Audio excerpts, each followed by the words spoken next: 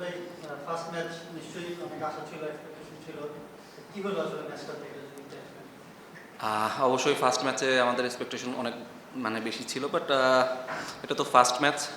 আমাদের বলাররা মোটামুটি খারাপ না, ভালো করেছে, 15-20 রান বেশি হয়েছিল, বাট আমাদের ব্যাটসম্যানরা আমরা আসলে মিস্টেক করে ফেলছি। আর আমাদের টপ অর্ডার থেকে যদি একটা বা দুইটা পার্টনারশিপ হতো তাহলে হয়তো খেলার সিনারিটা চেঞ্জ হয়ে যেত, but its first match. So এখানে থেকে আমাদের শেখার অনেক কিছু আছে। ইনশাল্লাহ নেক্সট ম্যাচে আমাদের সবাই এই মিস্টেকগুলো থেকে শিখে আসবে আবার। সেক্ষেত্রে আপনার সাথে এই টিমটার সঙ্গে খেলেন গত 24 ঘন্টা, অনেক ঝড় গেছে তাদের উপরে, যে মালিকানা চেঞ্জ হয়েছে, টিম ম্যানেজমেন্টে চেঞ্জ এসেছে, মাত্র 2 জন ফরম্যাট নিয়ে তারা খেলেছে আজকে। মানে ওভারঅল টিমটার অবস্থা খুব একটা ভালো ছিল না। মানে তাদের কাছে মানে তাদের সঙ্গে আরেকটু ভালো ফাইট বা একটু ভালো এক্সপেকটেশন ছিল কিনা, বা ওদের টিমের যে মনোটা দেখলেন সেটা কেমন লাগছে?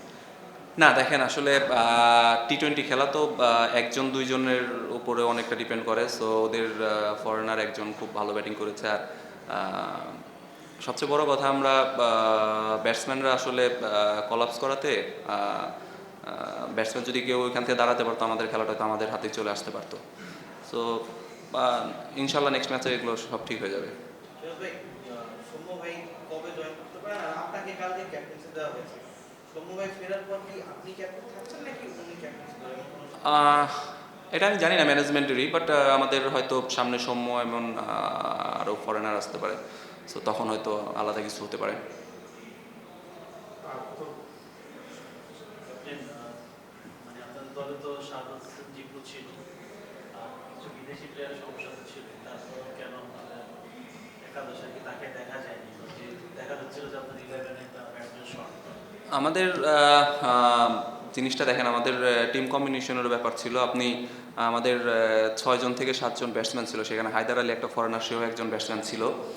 আর সাব্বির টপ অর্ডার, আমি টপ অর্ডার এবং ইয়েও টপ অর্ডার, সোহান। সো আমার মনে হয় টিম কম্বিনেশন ঠিক ছিল, বাট আমরা আসলে কেউ যদি আমরা পারফর্ম করে টপ অর্ডার থেকে কেউ রান করতো তাহলে হয়তো পুরো গেম সিনারিওটাই চেঞ্জ হয়ে যেত। সাব্বির হোসেন লাস্ট কবে রান করছে বাংলাদেশের ডোমেস্টিক সার্কিটে? সাব্বিরকে তো আসলে অলরাউন্ডার হিসাবেই খেলানো হয়েছে।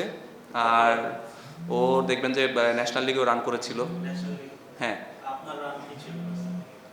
না এখানে আপনাদের পারফর্ম করা তো ব্যাটসম্যান ছিল, আপনারা তাই পিক করেন না, এটার একটা ব্যাখ্যা চাচ্ছি। এটার ব্যাখ্যা বললাম টিম কম্বিনেশনে, হয়তো নেক্সট ম্যাচ আবার দেখতেও পারেন। সো এটা তো ফার্স্ট ম্যাচ তো আর আসলে কেউ জানতে পারবে না যে কে ভালো করবে কে খারাপ করবে।